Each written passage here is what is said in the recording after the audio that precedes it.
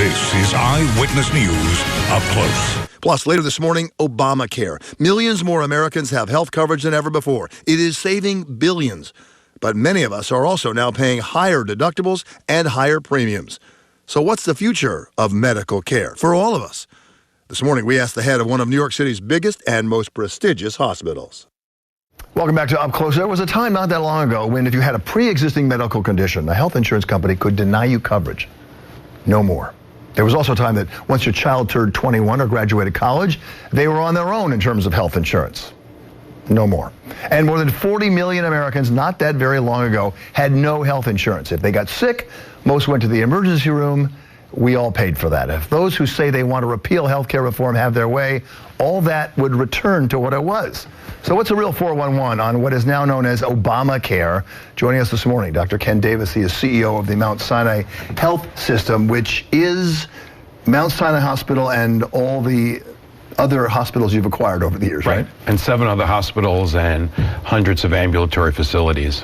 It's a big system and a medical school. When I even say the word Obamacare, the Affordable Health Care Reform Act is what it was called. Sort of the conservative cable news channel called it Obamacare, derogatorily. Right. Obama sort of seized it and said, yeah, I like that name. And so now it's not derogatory, right? Right. Isn't that ironic? Yeah. Yeah, it's not derogatory, but I had a hard time for a long time saying Obamacare. Right, because it was the O word or something, right? Well, you didn't want to say it. It was the Affordable Care Act. Right. And a lot of the CEOs from the major health centers were in Washington when that was being drafted, trying to input into it. And we had an appreciation for its complexity as well as its sophistication. And to demean it that way seemed to us, I'm sure, hard to swallow at first. But it was the president himself who got ahead of the parade. So we're not going to argue. We're not going to argue. And it's a fine word now, whether you like it or not, or don't like it. It's okay. Is it working? I guess that's the big question. Well, it depends on the metric that you use. If you use increased access, obviously it's improved access. 16 million people or so, 20 million people. Probably 20. Yeah. 16 new ones. Lots more people covered.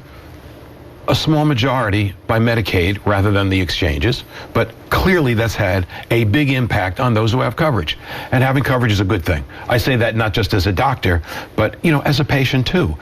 You prevent disease if you're able to get people to the doctor, and there are a lot of preventive aspects to this law. So access is a good thing.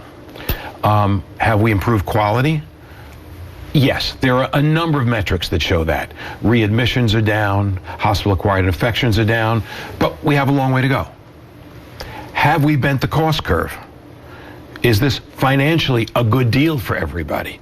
And there, lots of people would start to argue. Because? Depends on your perspective. Some people would say, gee, these deductibles and these co-pays, they're too much for me. I still can't afford care. If you're working, if you're a middle class or upper middle class worker in a city like New York, you're paying more for deductibles, you're paying more for premiums, and if you're out of network, heaven forbid, you're paying a huge chunk of the money yourself. Right. So that's a lot of money up front at the end of the year. That's right. And a lot of people sit back and they say, that's Obamacare's fault. And most of those people aren't even in Obamacare. Right. And they're not in Medicaid.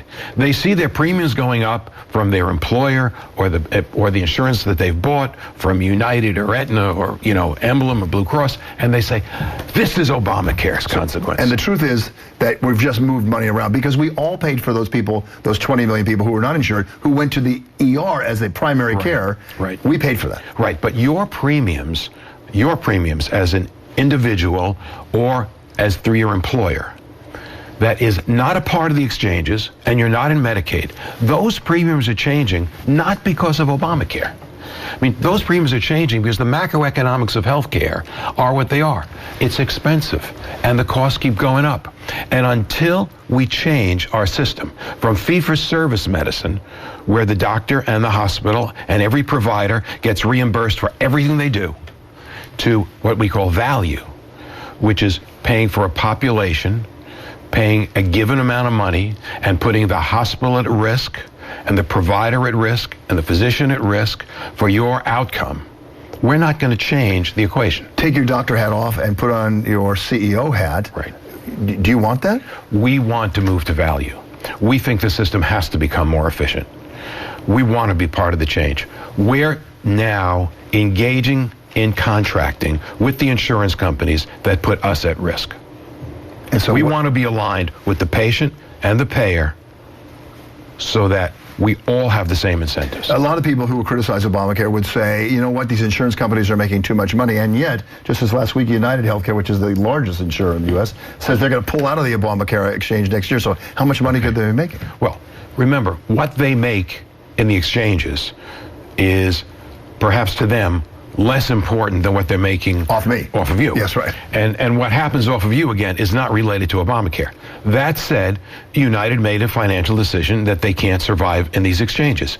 They're not getting the premium increases they want, or, and this is an important component, they're not getting the risk pool that they need so that they can make this affordable. And part of the reason they're not getting the risk pool that they need is a lot of the young invincibles take a look at the penalty and they say, gee, that penalty is kind of small, it's not worth it. I'd rather take the penalty than buy the insurance.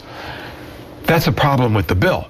We didn't get the bill right enough that we really got the mandate so that it was effective and it brought in the healthies. We only have 2 minutes left. I want to talk about your specialty too, which is Alzheimer's, but just to finish this up for a second. So when we're talking about the Republicans, it's political season, of course, the Republicans want to repeal Obamacare, and then the Democrats say we need to fine-tune it more. Is there a middle ground there? You know, it's a pretty radical extreme to repeal Obamacare. It hasn't worked yet. Right. Undoubtedly a middle ground. We need a functional Congress to get to the middle ground. But people who are not ideologues can sit down and solve these problems, truly. Okay, let's talk about Alzheimer's because I know that's your field of expertise. It is an epidemic and it's going to be getting worse, especially as baby boomers enter their 70s and 80s. How does Obamacare, how do we fund that? Because that'll bankrupt us. Right. Medicare system would get bankrupted in 25, 30 years by all the people who are going to have Alzheimer's disease. What we need to do is incentivize drug development for an inexpensive pill that we can take well before you get Alzheimer's disease.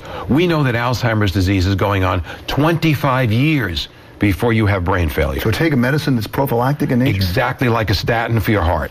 We would take a medicine that would slow the deposits in your brain that are causing the changes in your neurons. Does it exist now? No. Okay. And what we need, there are a lot of drugs in the pipeline.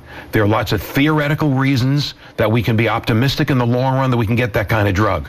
But we can't unless the government sits down and says, how are we going to incentivize this? Because current patent law is not favorable for the development of these drugs because they're going to take so long in clinical trials. When the presidential campaign is over, you come back and spend a half hour with us? Love to. Because we could talk forever. Thank you. Dr. Ken Davis. Thank you. Thanks, Dr. Davis.